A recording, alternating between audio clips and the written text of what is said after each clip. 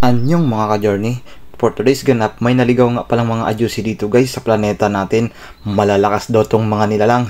Habang hinihintay nga namin ang aming order sa kupang na chicken overload na naggaling pa sa kaharian ni King Sejong, naglalaro muna daw sila ng ML. Itong mga to, mas pipiliin pa nila mag ML kaysa mang chicks. Plus 10 sa langit yung mga yarn. At dumating na nga ang aming order mula sa kupang, kaya wala nang intro-intro pa, lantakan na yan. Holiday nga pala dito sa Korea ngayon guys dahil pula ang kalendar. Katulad sa amin guys na fix 8 hours lang ang pasok. Hindi naman lahat pero sa amin wala talaga kaming pasok pag ganitong pula ang kalendar.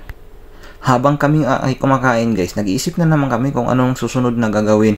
Dahil sa mga panahong ito lang namin mai-enjoy ang ganitong ganap.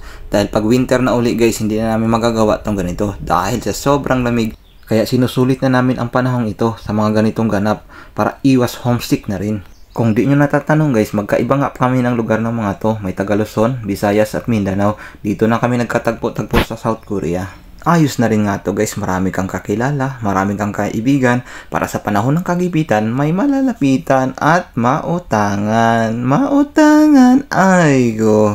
Ganito lang pala umiikot ang buhay namin dito. Trabaho, bahay, kain. Minsan guys, nagbabasketball din kami. Kaya papakita ko sa inyo sa susunod na mga video yung mga laro namin. Kami-kami lang din guys mga katropa. Marami pa yan guys. Malalakas din to, may bag. Itong mga tropa natin to guys, halos sa court natin to nakilala. Marami kasing mga Pilipino. Pag may court, siguradong may Pilipino yan.